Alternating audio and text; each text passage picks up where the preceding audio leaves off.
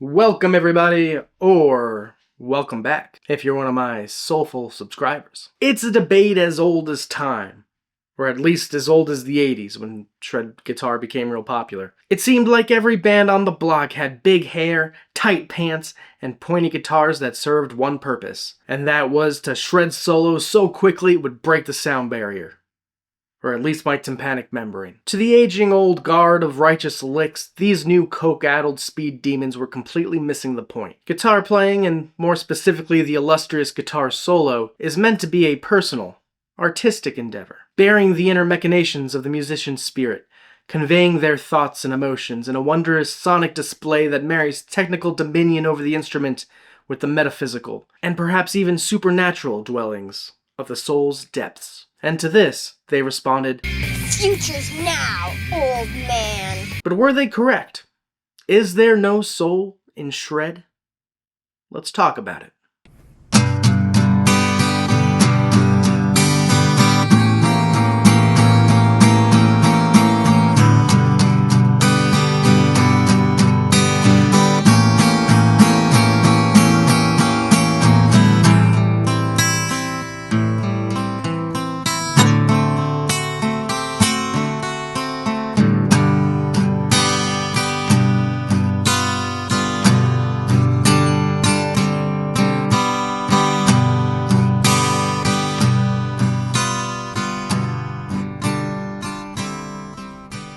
I remember way back in high school having an argument with, not exactly an argument, but a disagreement with some friends about who was the greatest guitar player of all time. See, when I got into guitar, I fell hard into classic rock. I really wasn't like a huge fan of it growing up. I listened to it. My parents listened to it, so I had to listen to it. And I liked it well enough, but I didn't really care about it much. I just was a young, dumb kid. It was just my parents' music. I was busy listening to whatever else was popular at that time. You got your Backstreet Boys and your 98 Degrees and Rising.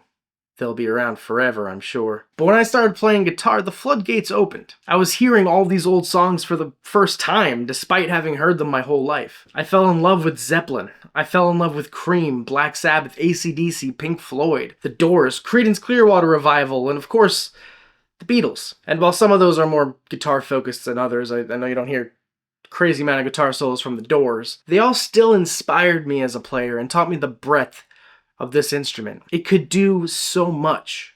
It could be so powerful. It could do it subtly or blaringly. It could be beautiful or horrifying. It could be calming or enraging. It just depended what you did with it. And among all these varied guitarists and artists, there is one who, to me, and many will agree, stood in a league of their own.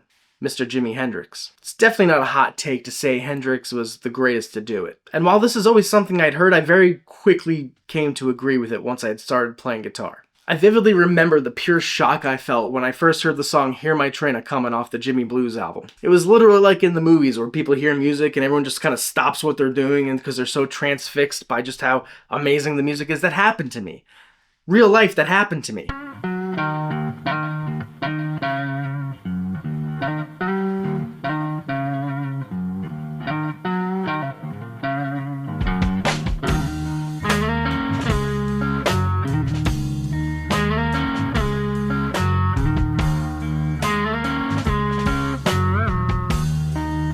That shit blew my mind.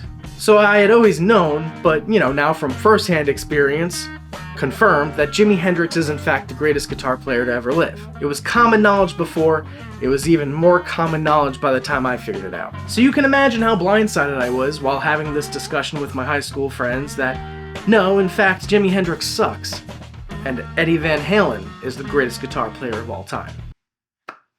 Fucking excuse me? And they would throw out all kinds of songs that are great, and he's playing guitar like 1,000,000 miles an hour, and they're like, see, look how good he is, he's so fast, and I'm over here thinking like, who fucking cares? And that's how it struck me. Yeah, it was fast. Yeah, it was better guitar playing than I could ever hope to achieve, but like, so what? The song Panama makes me feel nothing. Compared to Voodoo Child, shut the fuck up. I mention this story because I feel that it illustrates the crux of the disagreement as it pertains to guitar culture in general. Some of the more, let's say, traditional rockers, tend to view this style of guitar playing as flashy but unoriginal. A shallow trick to impress the masses who don't really know anything about guitar playing, in order to mask a lack of substance or depth. Over the years, I would have other guitarists shoved in my face and told they were the best ever. John Petrucci, Yngwie Malmsteen, and yet another different conversation where I was told Hendrix sucks. Someone showed me a video of Paul Gilbert playing guitar with a drill.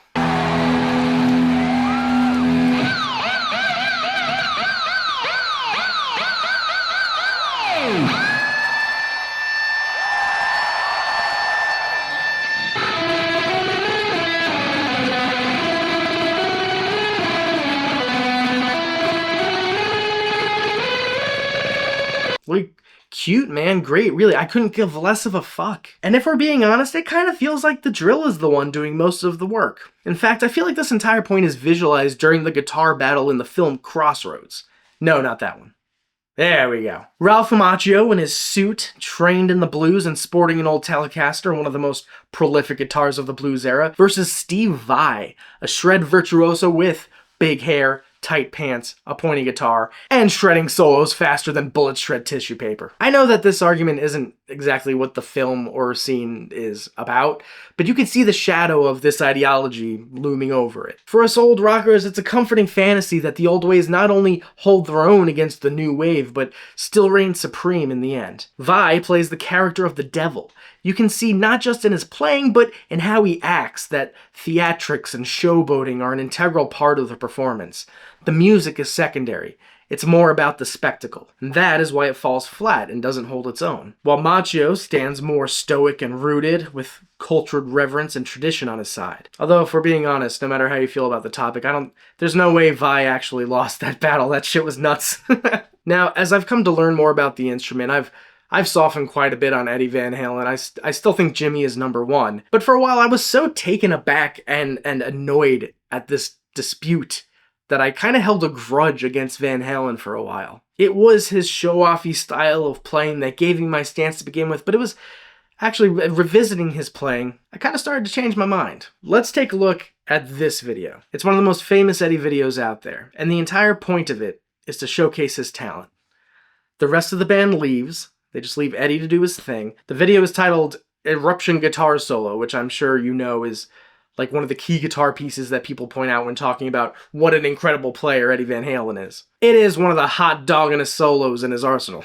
Look at this guy even showing off with his cigarette blowing smoke rings. What a ham. But then he launches into a slow and easy jam.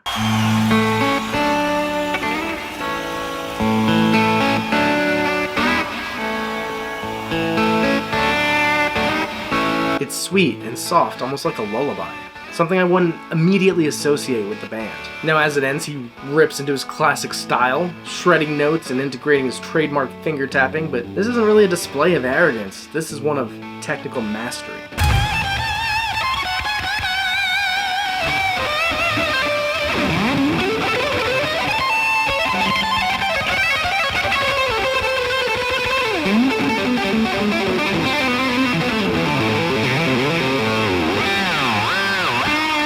He's so comfortable with his instrument, it hardly seems like he's trying at all. The guitar is an extension of his body, and I dare say, his soul. He then starts up on what I first thought was like some kind of weird 80s sci-fi medley, but quickly you realize he's using a delay pedal, I assume, I don't know what it is. And he's timing his playing in such a way that it mimics a traditional stringed instrument. Like, listen to this.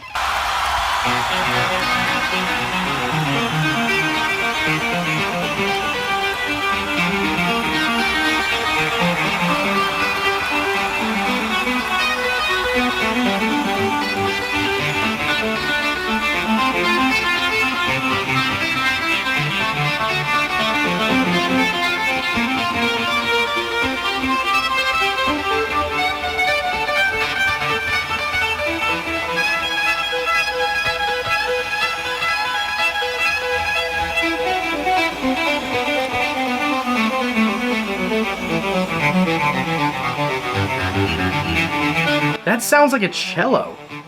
No, it sounds like several cellos performing in polyphony. Look at this man's face. I mean, you can't tell me his relationship with his guitar and his desire to play like this doesn't come from a place of pure love and passion.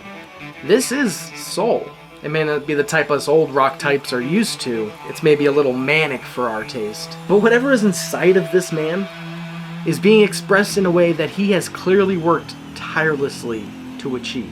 It dawned on me while watching this that not only is Eddie Van Halen so much better than I had thought, but that perhaps what I didn't like wasn't necessarily his play style, but more so what he inspired. Eddie made shredding a million notes a minute the trick that everyone wanted to copy. But I think there's a large number of guitarists inspired by him, especially from that decade, that completely miss out on the nuance of his playing, the small intricacies that made Eddie Eddie. They just saw him playing fast and thought, well, that's it, that's all you gotta do. So they'd learn their scales, they practiced them over and over until they too could play through them at supersonic speed. The problem is, just doing that doesn't offer much substance. It simply is playing fast. It's like if you look at the great writers and poets throughout history, Charles Dickens, Walt Whitman, Kurt Vonnegut, T.S. Eliot, and you're like, nah, they're all garbage because my friend Jeff over there, he could recite the alphabet faster than anybody I know. Like, good for Jeff, but what does that actually offer anyone in terms of artistic expression? Playing fast and loud is cool. That's just a universal truth. But if there isn't anything else creative on offer, what's the point? You just sound like any other person who's doing the same thing. To illustrate my point, let's take a look at a video I recently watched on the Andertons TV YouTube channel. Also go and subscribe to them. In this, they react to old guitar lessons on VHS. These are, I think, mostly from the 80s, so they're all trying to teach the same trick. You tell me if you could tell the difference between any of these players just based on their playing. Speed it up.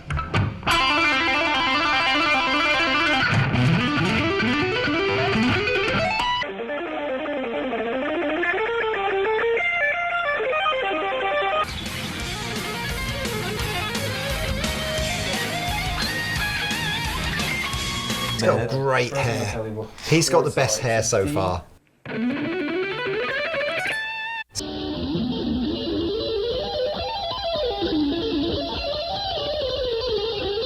This is... I mean... It's the same. It's all the same. Very impressive. Certainly takes a lot of talent and practice to be able to do this. But so what? You close your eyes and listen to any of these guys, you cannot distinguish who is who. You're lying if you say you can. Whereas guitarists like Hendrix or Page or Clapton, David Gilmour, Carlos Santana, you can absolutely tell who's playing. Usually just after a single note. A single note that sounds unique to the individual versus 1,000 notes and sounds that are completely indistinguishable. And this is where the issue sits. Shred absolutely can have soul. It's not just Eddie, but many of the names I listed earlier have some incredible work under their belts. Steve Vai can shred like the devil, but he is an unbelievable virtuoso. Have you seen him play?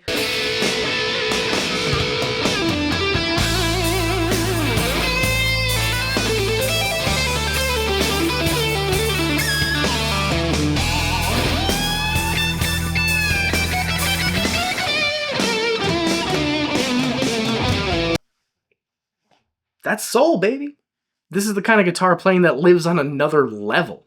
This is having such technical prowess that you can essentially play anything you want. You don't reach that level of proficiency by not caring, by not putting all of your heart and soul into it. Shredding, to me, it's just a technique, a means of expressing yourself as you play. Just like us blues players love bending strings. Anyone can bend a string, sure, but you listen to the likes of David Gilmour, and the technique takes on an entirely new identity, achieving things most average guitar players wouldn't even have considered trying. That's how I view shred guitar now. Some people like Van Halen or Vai, Petrucci, they're not just playing fast. They're utilizing a technique to emphasize their art. And that's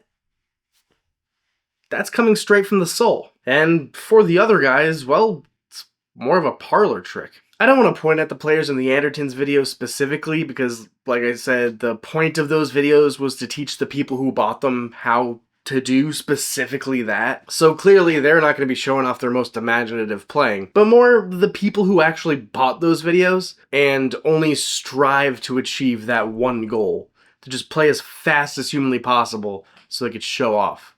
Who cares?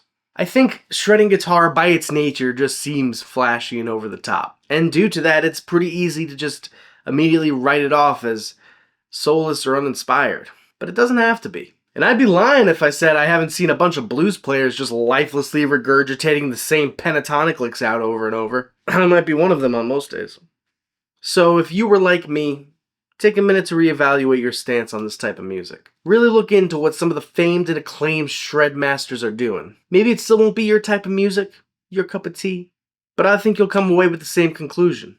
That shred absolutely can have soul. What is your opinion on this subject? If you like this video, please strum the thumb up picking or down picking, any which way, it's okay. Make sure to subscribe if you would like to come back. Thank you for coming back if you're already subscribed. Always a pleasure.